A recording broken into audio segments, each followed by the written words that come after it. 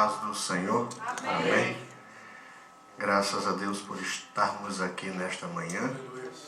E graças a Deus porque a igreja tem heater. Amém. É motivo de nós agradecermos a Deus, energia, não é? Porque está frio lá fora. Está frio lá fora, mas nós estamos aqui nesta manhã reunidos para adorarmos ao Senhor. E eu tenho certeza que Deus vos recompensará por termos saído de nossas casas nesta manhã para virmos adorá-lo. Amém. Tínhamos todas as indicações para ficarmos em casa, não é? Mas como desejamos ouvir a voz de Deus e desejamos estar na presença de Deus, nós resolvemos transpor essas barreiras impostas pelo clima, não é? E resolvemos, graças a Deus, estar aqui na casa do Senhor. Eu glorifico a Deus pela vida de vocês nesta manhã, porque eu sei que não foi fácil chegar aqui, né? O carro parecia mais uma minhoca na estrada, porque ia para lá, ia para cá, né? Muito gelo. E nós não estamos acostumados a ver isso aqui no Texas, né? Eu morei no norte. Morei no norte? No norte. Morei em Maryland, morei em Virgínia.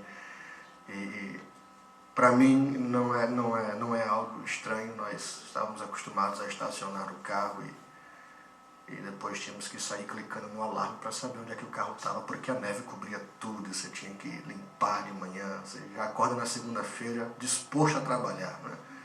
Ainda ter que ficar no frio limpando neve não é de Deus. Aí Deus trouxe o pastor Tiago para o Texas, né? Então isso é coisa leve. Mas graças a Deus pela vida de vocês que aqui chegaram. Amém, amados? Queridos, eu queria nesta manhã compartilhar com vocês um texto da palavra de Deus. E eu prometo aos irmãos que eu não vou me delongar nesta manhã, mas eu queria que vocês abrissem nesta manhã a palavra do Senhor no Evangelho, conforme escreveu João. E nós vamos estar lendo nesta manhã no capítulo de número 17 do Evangelho conforme escreveu João. Evangelho conforme escreveu João, vamos estar lendo no capítulo de número 17. Eu queria nesta manhã trazer esta palavra ao coração dos irmãos. Todos encontraram, digam amém. Amém. Jesus falou essas coisas e, levantando os olhos ao céu, disse: Pai, é chegada a hora, glorifica a teu Filho, para que também o teu Filho te glorifique a ti. Assim como lhe deste poder sobre toda a carne, para que dê a vida eterna a todos quanto lhe deste. E a vida eterna é esta, que conheçam a ti só, por único e verdadeiro Deus, e a Jesus Cristo a quem enviaste. Eu glorifiquei-te na terra, tendo consumado a obra que me deste a fazer, e agora glorifica-me tu, ó Pai, junto de ti mesmo, com aquela glória que tinha contigo antes que o mundo existisse.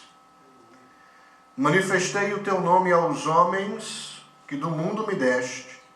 Eram teus, e tu nos deste e guardaram a tua palavra.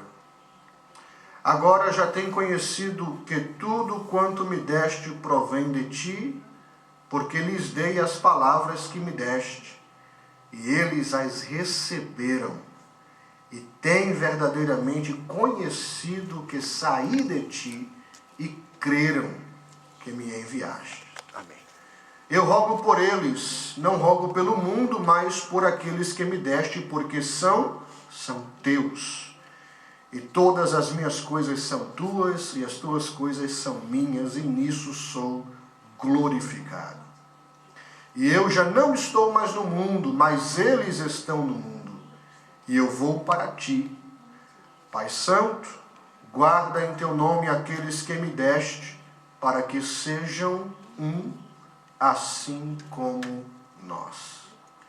Estando eu com eles no mundo, guardava-os em teu nome. Tenho guardado aqueles que tu me deste, nenhum deles se perdeu, senão o filho da perdição, para que se cumprisse a Escritura. Mas agora vou para ti e digo isto no mundo, para que tenham a minha alegria completa em si mesmos. Dei-lhes a tua palavra, e o mundo os odiou, porque não são do mundo, assim como eu não sou do mundo. Não peço que os tires do mundo, mas que os livres do mal. Não são do mundo, como eu do mundo não sou. Santifica-os na verdade, a tua palavra é a verdade. E assim como tu me enviaste ao mundo, também eu os enviei ao mundo.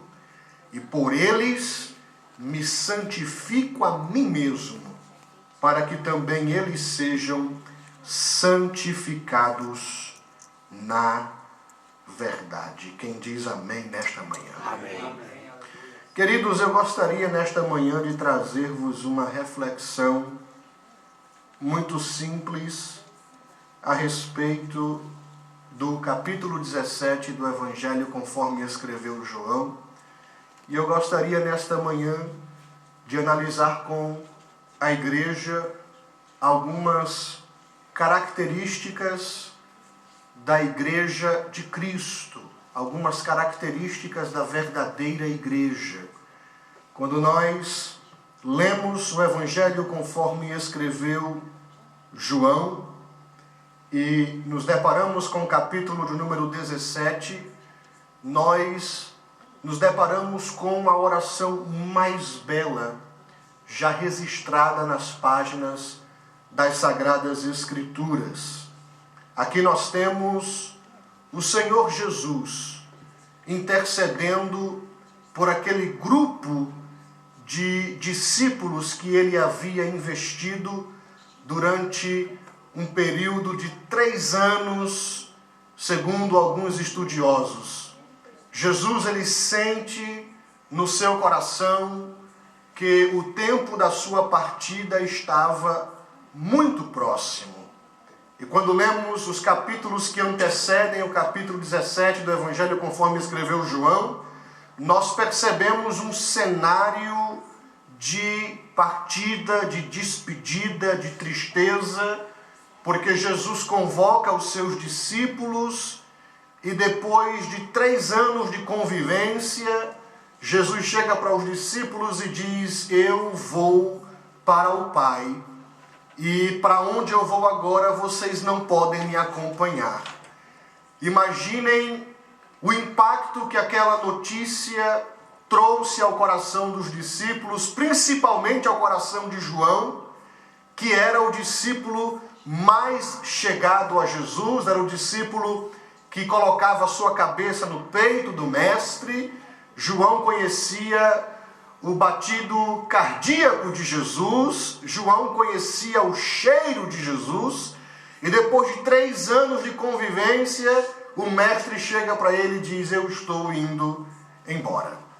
Então traz no coração dos discípulos aquele sentimento de partida. Todos nós que estamos aqui já tivemos a oportunidade de vivenciarmos este sentimento de partida. Eu não gosto de levar ninguém no aeroporto, eu não gosto de participar de despedida porque eu sou macho e macho não chora. Mas na partida a gente sempre chora, né? E eu faço de tudo para não chorar, mas não adianta, a gente sempre chora.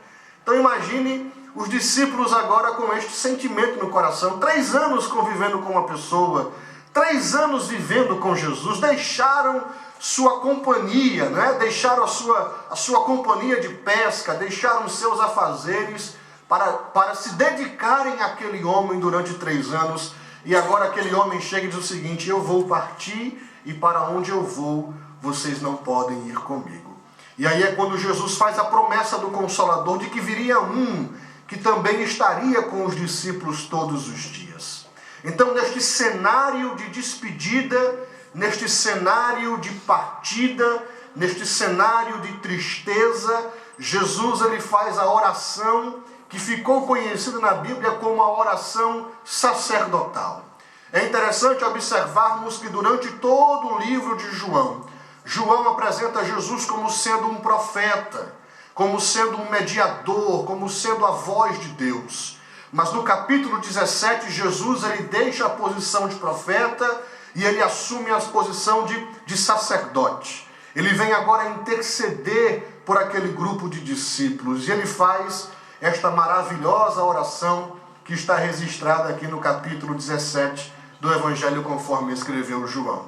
Mas neste capítulo aqui, quando lemos, nós encontramos as características da verdadeira igreja, as características da igreja universal. E quando eu falo da igreja universal, eu não estou me referindo àquela igreja universal, mas eu estou me referindo à Assembleia dos Santos, a igreja invisível, a igreja que é composta por crentes, por pessoas de toda tribo, raça, língua e nação. Amém. A igreja que vai morar no céu. Aleluia. Eu não estou me referindo à denominação, mas eu estou me referindo à igreja pela qual Jesus morreu para que ela existisse. Esta igreja, a verdadeira igreja, a igreja a qual nós fazemos parte e que somos membros deste corpo. Quais são essas características? Quais são as características da verdadeira igreja?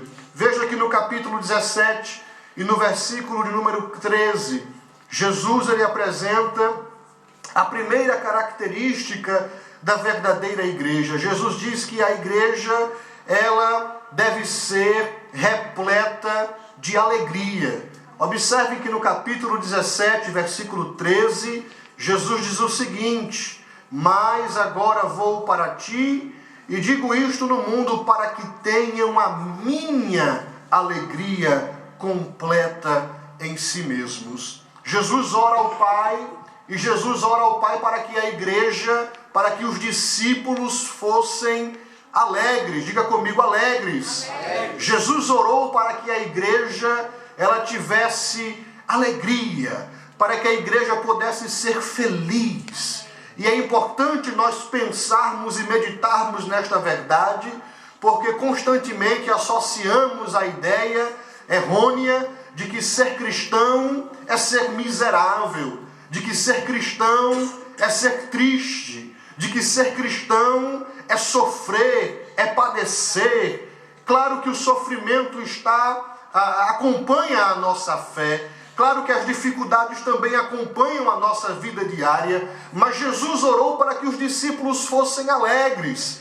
É claro que a Bíblia não diz que Jesus sorriu, mas diz que Jesus chorou. Mas nós podemos entender através das páginas das Escrituras que o Jesus em que nós cremos, o Jesus a quem nós servimos, ele era um Jesus feliz, ele era um Jesus alegre. Eu não consigo visualizar Jesus com o seu roupão, com a sua roupa longa de sandálias, andando pelas ruas de Jerusalém de cabeça baixa, né? Pensando na cruz, meu Deus do céu, lá vai eu agora, morrer por este povo, ai Senhor, que vida, ai que tribulação. Isso não é o Jesus que eu vejo. Eu vejo um Jesus alegre, eu vejo um Jesus sorridente. A Bíblia diz que a alegria do Senhor, ela é a nossa força. Aleluia. E a igreja universal, ela é uma igreja que caminha, mas caminha através das tribulações, mas caminha sorridente, caminha alegre, caminha feliz. Porque Jesus, ele ora e ele diz que o Pai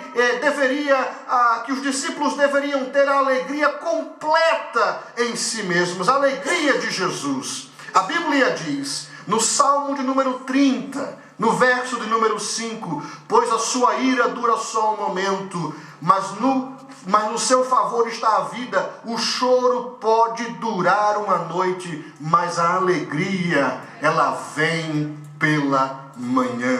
O salmista, no Salmo 126 e o verso 5, ele escreveu e disse que os que semeiam com lágrimas cegarão com cânticos de alegria. Aleluia. Paulo, quando escreveu aos Romanos, no capítulo 14, versículo 17, ele disse que, pois o reino de Deus não é comida nem bebida, mas justiça, paz e alegria no Espírito Santo. Então Jesus convoca a igreja para ser feliz.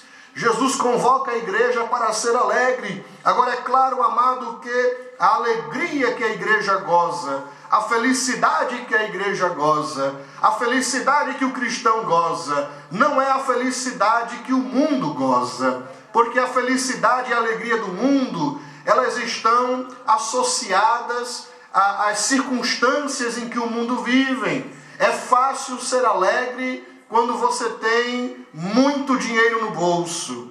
É fácil ser alegre quando você dirige uma Ferrari, ou quando você tem uma boa casa, quando tudo vai bem, quando não há enfermidades, quando tudo que você faz dá certo. A felicidade do mundo está condicionada a circunstâncias favoráveis. Quando eu leio a Bíblia, entretanto, eu vejo que a felicidade do cristão não está condicionada às circunstâncias que o cercam. Porque o apóstolo Paulo, quando escreveu a carta aos Filipenses, ele havia apanhado, ele estava flagelado, ele estava preso, longe de sua família, longe dos irmãos que amavam, mas porque ele tinha a alegria de Deus, ele escrevia e disse: regozijai-vos no Senhor. Outra vez vos digo, regozijai-vos. É paradoxal como alguém, depois de apanhar, depois de ser preso, pode escrever sobre alegria.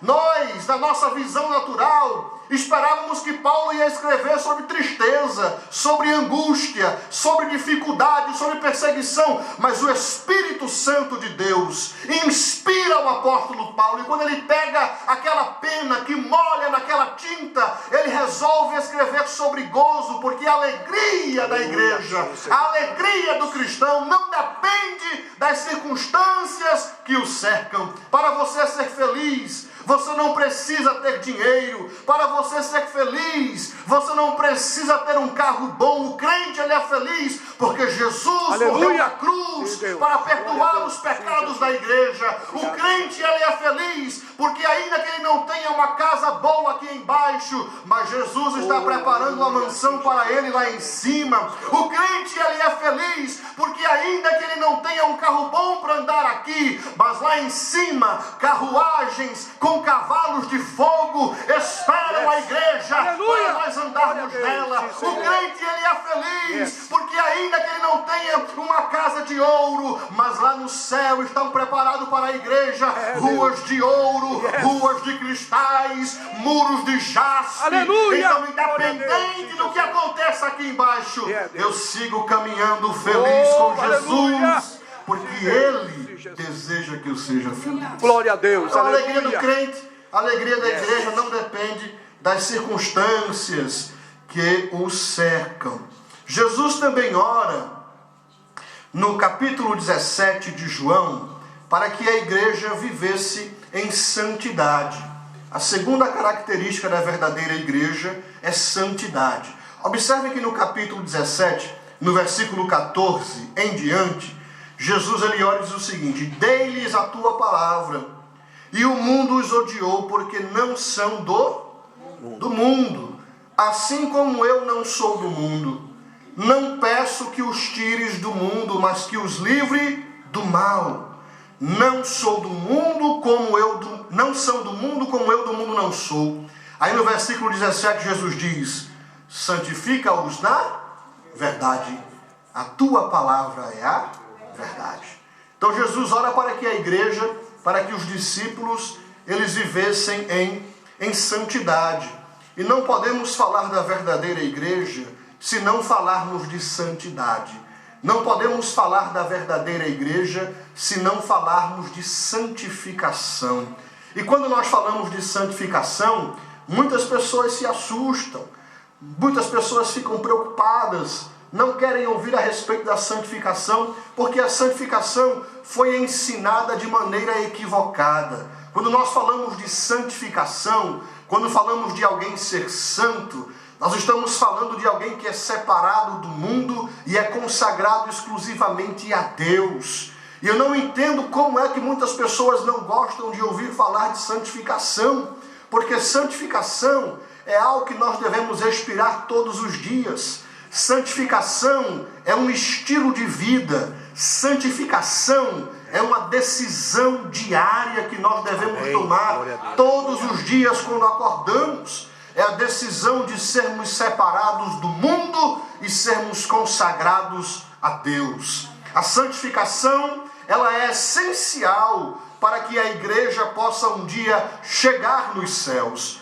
O escritor da carta aos Hebreus disse que sem a santificação, ninguém verá a Deus. Não importa se você é teólogo, se você é doutor em divindade, se você é bacharel em teologia, não importa se você é branco, ou negro, ou amarelo, ou chinês, ou brasileiro, ou argentino, a Bíblia diz que sem a santificação, ninguém verá o Senhor. O Senhor disse, sede santos, porque eu, o Senhor, sou santo.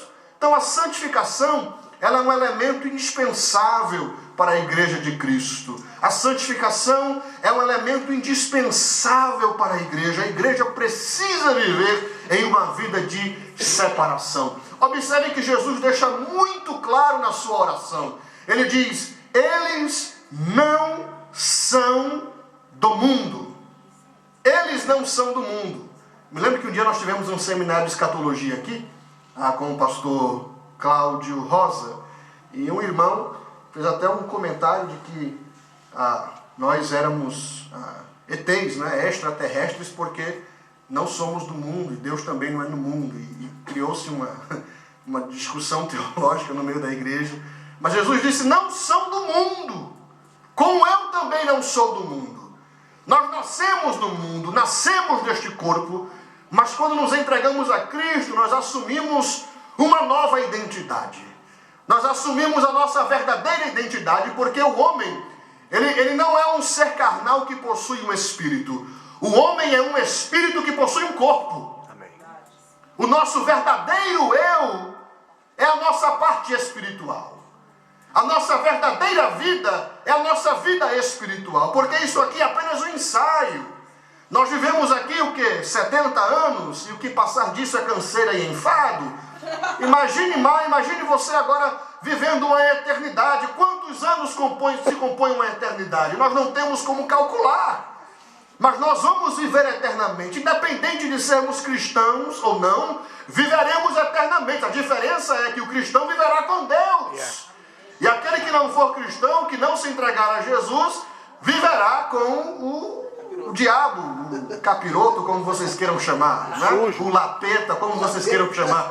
Mas o cristão, o homem foi criado para viver eternamente. Mas Jesus deixa claro que a igreja, ela não é do mundo. Nós estamos aqui, nós vestimos as roupas que o mundo nos permite vestir, nós comemos a comida do mundo, nós moramos numa casa do mundo, mas nós não somos do mundo. Nossa verdadeira moradia, aleluia, nossa verdadeira pátria, como diz Paulo em Filipenses capítulo 3, ele escreve e diz, mas a nossa pátria está nos céus. É assim que ele escreve, nossa verdadeira pátria, nossa verdadeira esperança, ela está nos céus, porque nós não somos deste mundo. E porque não somos deste mundo, não podemos viver, não podemos nos enquadrar, não podemos nos moldar aos padrões estabelecidos por este mundo. Por quê, pastor? Porque João escreveu e disse que este mundo, este sistema que governa o mundo,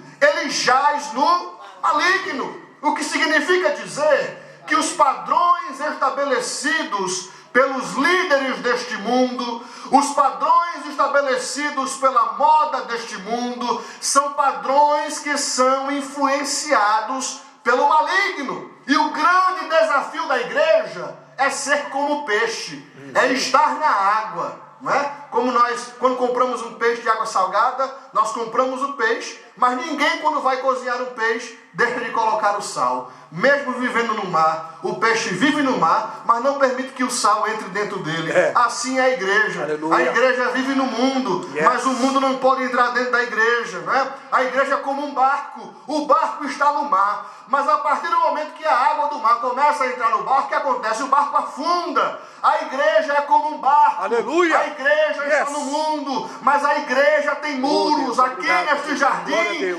existem muros. Aleluia. A palavra de Deus protege a igreja do pecado. E nós não podemos viver uma vida de toda maneira sem santificação. Aleluia. Amém. Então, a igreja precisa viver em santificação. Pedro diz no capítulo 2 da sua primeira carta, versículo 9, que a igreja, ela é nação santa. Ela é nação santa. O escritor aos Hebreus, no capítulo 12, versículo 14, diz que a santidade entre os membros do corpo de Cristo é algo fundamental e não opcional. Então nós temos que viver uma vida em santificação. Paulo, quando escreveu aos Romanos, no capítulo 12, ele disse o seguinte: mas transformai-vos pela renovação do vosso entendimento. Ele fala: não vos conformeis com este mundo. Não é? A palavra conformar no original significa assumir a forma. É como a água. Você coloca a água em um vaso que tem o formato de um quadrado, a água assume o formato do vaso. Você coloca a água em um vaso que tem um formato triangular, a água assume o formato do vaso triangular. O cristão, ele não pode se conformar. Nós somos moldados à imagem de Cristo. Nós somos moldados à semelhança de Cristo. E ainda que o mundo inteiro diga que sim, mas se a palavra de Deus diz que não, a igreja deve marchar de encontro à decisão do mundo. Ainda que todo mundo diga que nós estamos errados, mas nós estamos fazendo a vontade de Deus, estamos vivendo em santidade e nós vamos protestar, né? Vamos assumir o título que nos foi dado de protestantes. O problema hoje em dia é que a igreja não protesta mais, a igreja se cala, a igreja concorda, a igreja coadiz, a igreja não argumenta. Hoje em dia não se argumenta mais. Quando as pessoas vêm com as filosofias sujas e imundas do mundo aí sobre homossexualismo e lesbianismo, o problema é que a igreja não quer argumentar mais. A igreja não quer mais mostrar ao mundo que ela vive de maneira diferente. É muito mais fácil você ficar calado para você não se tornar o chato da história, para você não perder o seu ciclo de amizades, para você não se tornar o crente quadrado. Mas é melhor ser quadrado e entrar no reino dos céus do que ser redondo e ficar no relacionamento. Diga amém. Sim, Senhor, glória a Deus. Vou começar a pregar agora. É Deus, fala, Senhor. É muito melhor. Vamos nesta manhã tomarmos a decisão de fazermos a diferença, de valorizarmos o sacrifício que os nossos pais da igreja fizeram para que hoje estivéssemos aqui, e muito mais do que isso, para valorizarmos o sacrifício que Jesus fez na cruz, para que estivéssemos aqui vivendo uma vida de santidade. Diga amém. Amém. Santificação. Jesus também ora para que a igreja, a verdadeira igreja, fosse envolvida com missões. Veja aqui no capítulo 17, versículo 18, Jesus ora e diz o seguinte: assim como tu me enviaste ao mundo, também eu os enviei ao mundo, e por eles me santifico a mim mesmo, para que também eles sejam santificados na verdade. Então Jesus ora para que a igreja verdadeira fosse uma igreja missionária, fosse uma igreja que realmente saísse do seu conforto e levasse a palavra para as nações. É interessante quando nós falamos sobre isso, porque quando lemos o livro de Atos dos Apóstolos, nós vemos nos primeiros capítulos uma igreja que havia recebido o poder de Deus, né? A igreja estava reunida, recebeu ali no dia de Pentecostes o revestimento do Espírito Santo, o dunamis, né? O poder de Deus, estava todo mundo empolgado, havia profecias, haviam revelações, haviam sinais e maravilhas que estavam sendo feitos pelos apóstolos, tudo ali em Jerusalém. Ninguém queria sair de Jerusalém. Ninguém queria sair de Jerusalém porque em Jerusalém estava muito bom. Jesus estava operando em Jerusalém. O poder de Deus caía sobre a igreja de Jerusalém. Aí Deus deu tempo. Deus deu tempo para que a igreja saísse para fazer missões. Missões transculturais naquela instância. Só que ninguém quis fazer. Aí Deus foi e levantou a perseguição. Quando Deus levantou a perseguição, quando começaram a perseguir a igreja de Jerusalém, ninguém mais queria ficar em Jerusalém. Todo mundo queria sair. Aí saiu aquele monte de crente cheio do Espírito Santo, fugindo da perseguição para as demais partes do mundo, para evangelizar, para levar a palavra de Deus. Porque nós somos chamados para ganharmos almas.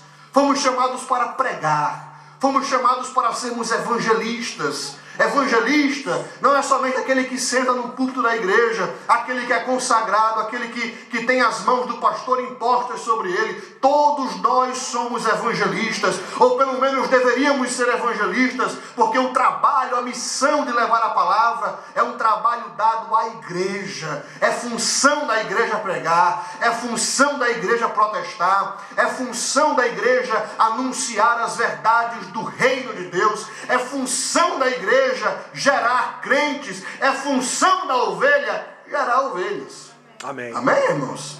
Então precisamos orar a Deus e pedir assim: Senhor, começa no nosso meio um avivamento missionário. Uma das verdadeiras características de um verdadeiro avivamento é quando a igreja ela se compromete com missões, quando a igreja se compromete com evangelização. Aí nós podemos dizer que a igreja começou a experimentar um verdadeiro avivamento. Então precisamos orar para que Deus venha e crie em nós esse desejo, esse amor pela obra missionária. A história diz que Moody, o homem que ganhou 1 milhão de almas para o Senhor, na cidade de Chicago, né? Quando teve, há uns séculos atrás, um grande incêndio na cidade de Chicago, a história diz que Moody, ele no meio do fogo, os prédios queimando, as pessoas tentando salvar a sua vida, mas Moody saiu com a sua Bíblia para evangelizar aquelas pessoas no meio do perigo. Moody fez um pacto com Deus, e a história diz que Moody disse ao Senhor que ele não dormiria se ele não evangelizasse uma pessoa por dia. E um belo dia, quando Moody chega em casa depois do dia de trabalho, que ele deita na sua cama, que ele vai dormir, o Espírito de Deus lhe dá um cutucão e pede para ele levantar, porque ele não havia evangelizado ainda ninguém naquele dia. E estava chovendo muito, chovia muito em Chicago naquele dia, uma tempestade imensa. E Moody, ele se levanta da sua casa, ele põe a sua capa, pega o guarda-chuva e sai no meio da chuva, procurando uma pessoa que estivesse andando no meio da noite, debaixo de uma tempestade, para ser evangelizada. E acreditem se quiser, Moody encontra alguém. E quando Moody evangeliza, aquela pessoa se entrega aos pés de Jesus. Porque Moody tinha compromisso com a evangelização. Ele tinha compromisso com ganhar almas, almas e almas. Alguém disse certa vez que o coração de Deus não bate como o nosso coração. O coração de Deus, ele bate almas, almas, almas, almas, almas. E nós precisamos assumir este compromisso de ganharmos almas para Jesus. Diga amém nesta manhã. Amém. Jesus também ora pela unidade da igreja. Observe que no versículo 21, Jesus ora e diz o seguinte: para que todos sejam um, como tu, ó Pai, o és em mim e eu em ti, que também eles sejam um em nós, para que o mundo creia que tu me enviaste. Jesus ora para que a igreja, para que aquele grupo de pessoas, de diferentes nacionalidades, de diferentes culturas, de diferentes criações. É engraçado nós tentarmos entender o pensamento de Deus, porque você vai se juntar um casal já é difícil, né? Que são dois para serem um, porque são duas mentalidades diferentes, duas criações diferentes. Imagine você querer juntar uma igreja para que todos sejam um, né? Eu gosto de vermelho, o irmão gosta de rosa, o outro gosta de verde, o outro gosta de azul, né? Eu gosto de comer muito, o outro irmão gosta de jejuar demais. Não dá certo, o negócio fica complicado. Como é que você vai ser um? Não é? Mas a ideia, o plano de Deus é que a igreja fosse uma. Jesus disse: eu oro para que eles sejam um só pensamento, uma só fé, um só batismo, como disse o apóstolo, não é? Para que eles sejam um, como eu também sou um. Então Jesus ora para que a igreja ela fosse unida, para que todos unidos no mesmo propósito. Qual é o nosso propósito? Nosso propósito não é de levantar a bandeira da El Shaddai ou levantar a bandeira de outro ministério. O nosso propósito é de levantar a bandeira de Cristo. Amém. O nosso propósito é de levar Jesus às nações. O nosso propósito é de adorar a Deus. Unidade no pensamento, unidade na doutrina, unidade no serviço. Jesus planejou a igreja para que a igreja fosse um só organismo composto de várias pessoas, né? E Jesus sabia que não ia ser fácil, né? Não foi fácil. Quando nós lemos o livro de Atos, nós vemos aí os apóstolos se pegando de vez em quando, né? Pedro se pegando com Paulo, porque Paulo não concordava com a maneira como Pedro vivia. Daqui a pouco vem a discussão entre Paulo e Barnabé a respeito de João Marcos, porque para Paulo João Marcos não servia, para Barnabé João Marcos servia, e era aquela confusão, mas no final das contas todos viviam unidos. Amém. Todos aprenderam a colocar as diferenças de lado, porque, amados, diferenças nós vamos ter. Em qualquer igreja que você for, haverá diferenças, porque nós somos pessoas diferentes, nós somos seres humanos. Ainda que a igreja fosse composta por anjos, não seria perfeita, porque a primeira briga aconteceu lá em cima, não aconteceu aqui embaixo não. A primeira briga aconteceu lá em cima com os anjos. Então, ainda que a igreja fosse composta por anjos, ela seria imperfeita, mas a unidade faz com que nós colocamos as indiferenças à parte e faz com que nós nos abracemos uns aos outros, né? Imagine uma grande manada de porco-espinho, já imaginou? Todo mundo andando junto, todo mundo se fura, mas todo mundo fica junto. Todo mundo fica junto. A palavra de Deus nos une. Amém. O sangue de Jesus nos une. A santificação nos une. Nós somos chamados para vivermos em unidade. Diga amém nesta manhã. Amém. Sozinhos, nós somos vulneráveis, né? Nós somos vulneráveis. Conta-se a história daquele grande empresário judeu que sabia que ia partir um dia e tinha muitos filhos.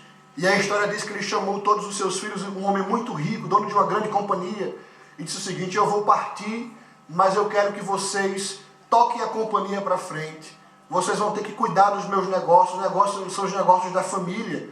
E eu quero que vocês façam isso unanimemente, eu quero que vocês façam isso juntos. E os filhos não concordaram muito, porque cada um tinha uma visão de administrar a empresa. Não é? Não, eu acho que para a empresa crescer tem que se investir mais nisso aqui. O outro falava, não, eu acho que tem que se investir mais nisso aqui. Então, se discordavam. Então, o pai chegou e deu um graveto para cada um daqueles filhos. E quando o pai deu aquele graveto para aqueles filhos, disse assim: eu quero que vocês tentem quebrar o graveto. E todos, claro, conseguiram quebrar o graveto facilmente. Mas depois o pai pegou um monte de gravetos, vários gravetos, e juntou eles. E disse o seguinte: eu quero que agora vocês tentem quebrar esses gravetos. E eles tentaram, mas não conseguiram, porque agora não era apenas um graveto, eram vários gravetos juntos. E para quebrar era difícil. Aí ele falou o seguinte: é assim que eu quero que vocês liderem esta companhia. Separados, vocês são quebráveis. Separados, vocês são falíveis. Separados, vocês não conseguem desenvolver o projeto, mas juntos e unidos, ninguém jamais conseguirá quebrar vocês. Assim é a igreja. Separados, nós não somos ninguém. Separados, longe da igreja, longe do corpo de Cristo. Eu não entendo como é que as pessoas têm a ideia: não, eu vou cultuar em casa, eu vou ficar em casa, eu vou ser crente, mas eu não quero entrar em nenhuma igreja, porque a igreja não é de Deus. Deus criou o templo, Jesus só estava em templo. Eu quero ficar em casa. Eu não entendo como é que as pessoas querem ficar em casa, porque sozinhos, separados, nós não somos ninguém. Mas quando estamos juntos na igreja, em um só propósito, em uma só fé, nós somos mais do que vencedores. Nós conseguimos conquistar. É um ajudando o outro, não é assim? Quando um cai, o outro estende a mão e o levanta. Se bem que algumas vezes, quando um cai, a gente pega o porrete e não levanta. Fica aí, né? Fica aí. Mas nós precisamos estar unidos, juntos. Se quisermos conquistar, se quisermos vencer, precisamos orar por unidade. Aleluia. Deus nos une, nos une. O pastor Davi tem desenvolvido um trabalho maravilhoso aqui em Dallas para tentar unir os pastores, porque a unidade da igreja começa com a união dos pastores. Uma vez que os pastores estiverem unidos em um só propósito, fica mais fácil de unir as igrejas. E ele tem visto que tem sido difícil unir os pastores, né? Tem sido difícil unir os pastores da igreja. É difícil viver em unidade, mas é algo que é requerido por Deus. Amém. É algo que Jesus ele requer da igreja. Jesus orou para que a igreja fosse uma. E observe que Jesus diz o seguinte: ele diz no versículo número 21, que eles também sejam um em nós, para que o mundo creia que tu me enviaste. O mundo vai crer que Jesus foi enviado por Deus como? Pelos templos milionários que as igrejas têm? Não. O mundo crê que Jesus foi enviado de Deus quando o mundo olha e vê uma igreja unida, vivendo um só propósito. Diga amém nesta manhã. E por último, para concluirmos, Jesus ele ora para que a igreja viva em amor. Observe que no versículo 24, ele diz: Pai, aqueles que me deste, quero que onde eu estiver, também eles estejam comigo, para que vejam a minha glória que me deste, porque tu me has amado antes da criação do mundo. Pai justo, o mundo não te conheceu, mas eu te conheci, e estes conheceram que tu me enviaste a mim. E eu lhes fiz conhecer o teu nome, e lhe farei conhecer mais, para que o amor com que me tens amado esteja neles, e eu neles esteja. Então Jesus orou para que a igreja tivesse amor. E não é fácil viver em amor, não é? É muito fácil você amar a quem te ama, mas é difícil você amar às vezes as pessoas que te apedrejam, as pessoas que te criticam. Mas Jesus disse que nós precisamos viver em amor. E quando eu leio esse texto, eu digo: Senhor, tenha misericórdia de mim, que estou pregando esta palavra nesta manhã, em primeiro lugar, porque eu preciso aprender a viver em amor, não é? A igreja precisa aprender a viver o amor de Cristo. E não é fácil amar como Cristo ama. Não é fácil amar como Deus ama. Não é fácil você amar com o amor do cristianismo. É difícil, não é? Um grande homem, um grande filósofo hindu, certa vez, né, foi entrevistado pela mídia, e ele havia criado o desafio de participar de todas as religiões do mundo para poder encontrar a verdadeira religião. E ele foi budista, ele foi espírita, ele foi de todas as religiões do mundo. Aí um dia chegaram para ele e falaram o seguinte: o que é que o senhor tem a dizer do cristianismo? Aí ele disse: eu admiro muito o vosso Cristo, mas não entendo o vosso cristianismo. Porque no final das contas, Cristo foi uma pessoa que amou muito, foi uma pessoa que viveu muito em unidade, em amor, mas quando eu olho para os cristãos, eu vejo um tentando decapitar o outro, é um querendo pisar o outro, às vezes por posição, às vezes para aparecer, às vezes para assumir igreja. Aqui não acontece, mas no Brasil, amados, o que acontece é que tem de pessoas que se matam para poder pastorear a igreja, é algo incrível, não é? E termina se matando o irmão na fé, quando Jesus nos ensinou a vivermos em amor, a amarmos uns aos outros, a levarmos, isso aqui é pesado, a levarmos as cargas uns dos outros. Neste país, nesta mentalidade, você levar a carga de alguém, você até mesmo assumir a ideia de levar a carga de alguém, é algo que parece impossível. Porque eu já tenho a minha carga, por que eu vou levar a carga de alguém mais? Não é assim? Né? Conta essa história dos dois rapazes que estavam no safari e de repente eles veem um leão. E quando eles veem um leão, né, eles ficam apavorados, sem saber o que é que vai fazer. Para onde é que a gente vai, o que é que a gente vai fazer, não tinha como sair. Aí um olha para o outro e vê que o outro está amarrando os cadastros do seu sapato.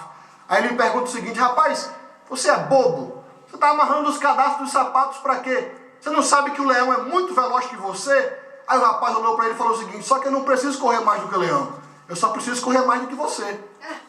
Eu correndo mais do que você ficando para trás, você é comida do leão e eu me livro. Tá entendendo? É a lei da selva. Quem prevalece é o mais forte. Na igreja não. Na igreja é a lei do amor. Na igreja é a lei do mais forte suportando o mais fraco. E não é fácil, mas nós precisamos orar e pedir para que Jesus nos ensine a vivermos em amor. Porque se não amarmos uns aos outros, fica difícil de nós chegarmos no céu juntos. Né? Não haverá dois arrebatamentos. Não haverá um arrebatamento para a classe alta e um arrebatamento para a classe baixa.